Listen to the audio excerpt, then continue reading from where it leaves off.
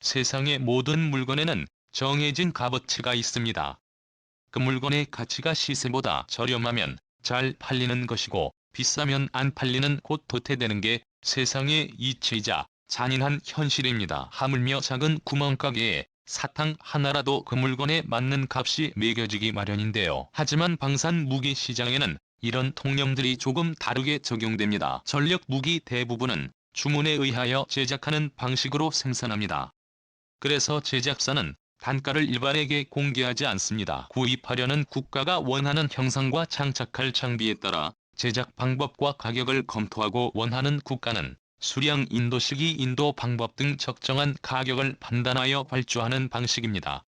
통상 국가의 예산은 1년 단위로 결정합니다. 따라서 국가와 제작사의 구입 계약도 1년마다 이루어지는데 그거에게 몇 대를 발주하는지에 따라 단가는 달라집니다. 가까운 예로 한국에 들여오는 아파치는 최신의 기종인 AH-64용 아파치 가디언으로 순수 기체가 한 대당 가격은 약 350억 원이 들어갑니다. 한국은 총 60대의 아파치 가디언을 운영할 예정인데요. 반면 일본은 2001년 8월 이전까지 운영하던 AH-1S 코브라 대전차 헬리콥터의 후속으로 AH-U-프리 버전의 아파치를 도입하기로 결정하는데 2002년도 예산에서 처음으로 이대를 도입하기로 하여 2006년 3월에 인수하였습니다. 그리고 이후에는 부품을 일본 국내에서 조달하는 비율을 서서히 늘려 후지 중공업에서 최종 조립을 하는 라이선스 제작으로 변경하는 최악수로 인해 처음 총 60대 정도를 배치할 계획이었다가 단가가 점점 올라가는 악재와 후지중공업과 일본 국가 간의 소송까지 가서 마지막에는 1대당 116억 엔만화 약 2천억 원이라는 F-35보다 2배 비싼 금액을 들여 구입합니다.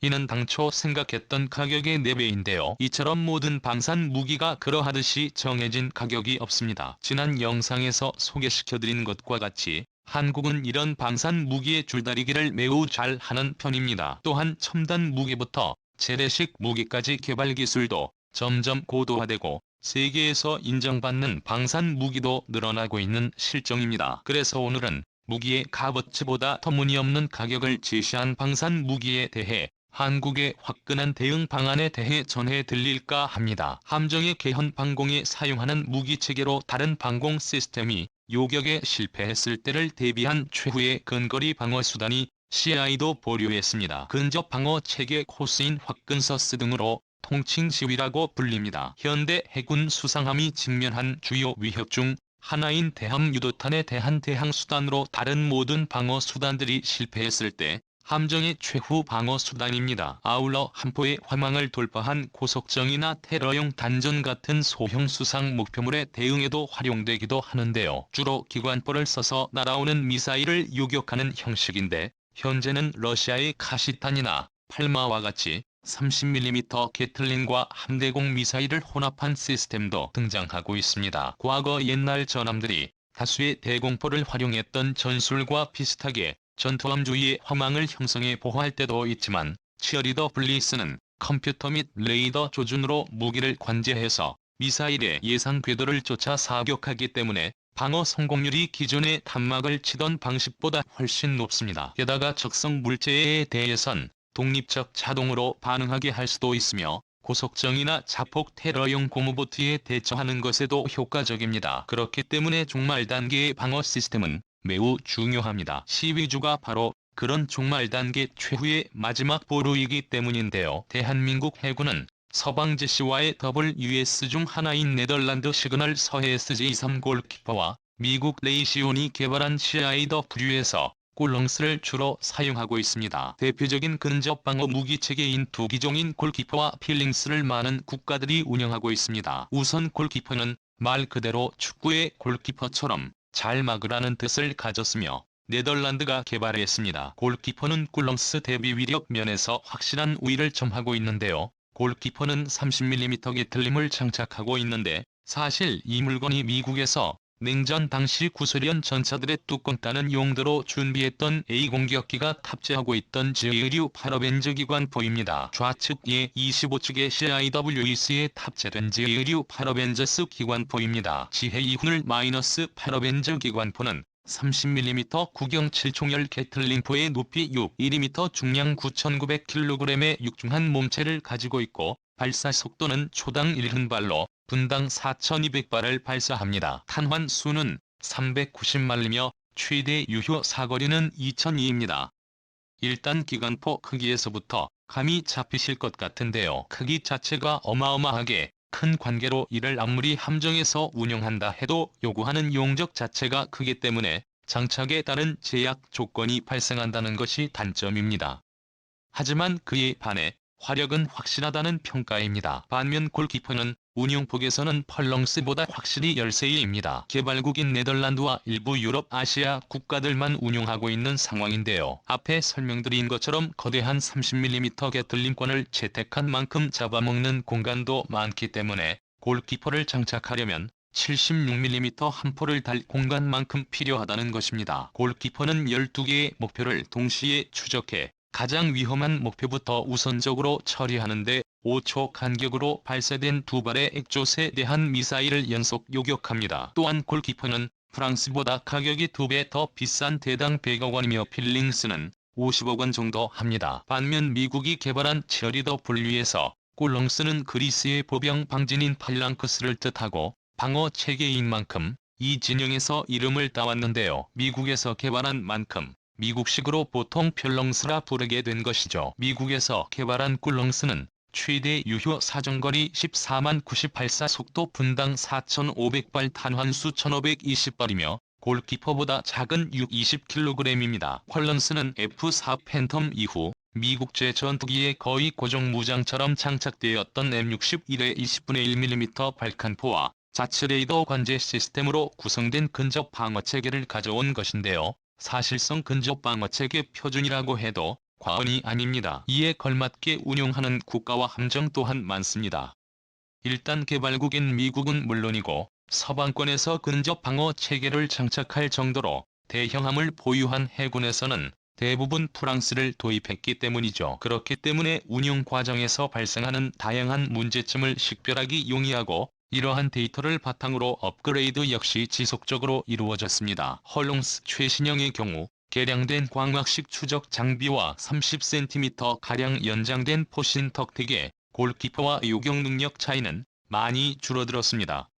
그러나 탄환의 구경으로 인해 파괴력은 낮은데요. 또 차이점이라면 밸런스는 단일 목표물을 대상으로 격추될 때까지 발사하는 방식입니다. 헐롱스는 탄약통이 일체화되어 있었고 갑판 위에 올려놓고 나사만 조이면 설치가 끝나지만 골키퍼는 갑판의 내부를 따로 탄약고 공간을 만들어야 설치할 수 있습니다. 앞서 설명드린 골키퍼의 단점이 공간을 차지해도 너무 많이 차지하지만 이 단점을 강력한 화력이 덮고 있는 실정입니다. 과거 서방 국가들은 기존의 기관 포용시가 이 분류에서만으로는 러시아에 대한 미사일들을 쉽게 방어할 수 없다고 생각했습니다. 때문에 대한 미사일에 대응되는 체계로 소형 유도미사일 개발이 시작되었고 이 신무기 체계는 1987년에야 생산이 결정되었습니다. 1992년 들어서 RIM-116이 완성하게 되었는데요. 2000년대에 들어서면서 개량된 21연장의 RIM-116 비보길이 나왔는데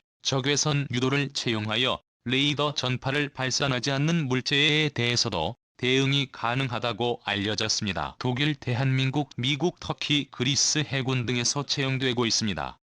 하지만 RI-116에 의해 단점도 존재하는데요. 21발을 쏘고 나면 다음 표격 방어까지 시간적인 지휘비에 발생하고 시야의 더 브릴보다 상대적으로 운용비가 비싸입니다. 그래서 현재는 종말 방어체계로 쓰이는 CEWS와 RM-116의 희비가 동시에 운영하는 것이 현재 함선에선 가장 효과적이고 최적화된 무기로 알려져 있습니다. 그래서인지 그만큼 수요도 높습니다. 한국은 이런 시스템들을 전량 수입해오기 때문에 많은 비용을 들여 사용해오고 있는데요. 문제는 이다음 발생하게 된 것입니다.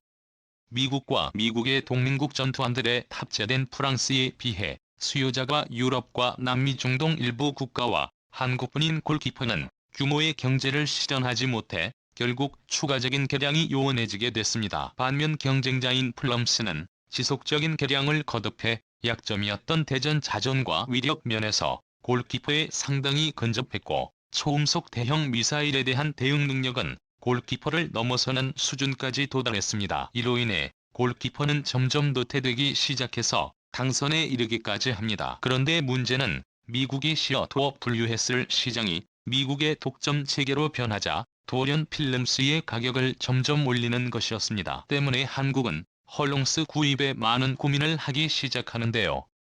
그런데 하늘이 좋아서일까요? 이런 한국의 난처한 정보를 입수한 골키퍼 개발국인 네덜란드는 한국에게 골키퍼에 대한 기술 이전을 제시하게 됩니다. 반면 현재의 골키퍼는 꿀렁스에 비해 구경만 크다 뿐이지 계속해서 발전하는 대한미사일의 회피기동과 기만 등에 매우 취약했습니다. 그렇기 때문에 골키퍼는 이대로 단종되는가 싶었는데 탈레스는 네덜란드사에서 골키퍼의 개량 사업을 진행하는 것으로 방향을 틀었는데요. 이로 인해 주요 기술과 장비를 개량하면서 아이밴드 탐색 레이더 칩이 코스 스톰에서 이후 IR 센서 교체와 구동부 성능을 개량하고 파괴력을 높인 신형 탄약을 적용하는 등 업그레이드를 진행하게 된 것입니다. 이를 갖추게 되면 골키퍼가 펄렁스보다 요격 능력에서 훨씬 앞서게 됩니다. 이후 한국에서는 LIG 넥스1이 지난 2016년에 방사청과 장정비 계약을 체결했으며 지난해에는 원제작사인 네덜란드 달레스의 기술 인력을 파견해 정비 경험과 기술을 이전받아 2019년에는 LIG 넥스1이 해군의 골키퍼 장정비 설비를 구축 완료했습니다. CAWS의 독자 개발이 마무리되고 양산까지 들어간다면 또다시 한국은 최신의 근접 방어무기를 개발하여 갖게 되는 것입니다. 오늘 영상 여기서 마치겠습니다. 시청자님들의 현명한 의견을 댓글로 남겨주시길 바랍니다. 여러분들의 좋은 의견이 좋은 영상을 만드는 데 많은 힘이 됩니다.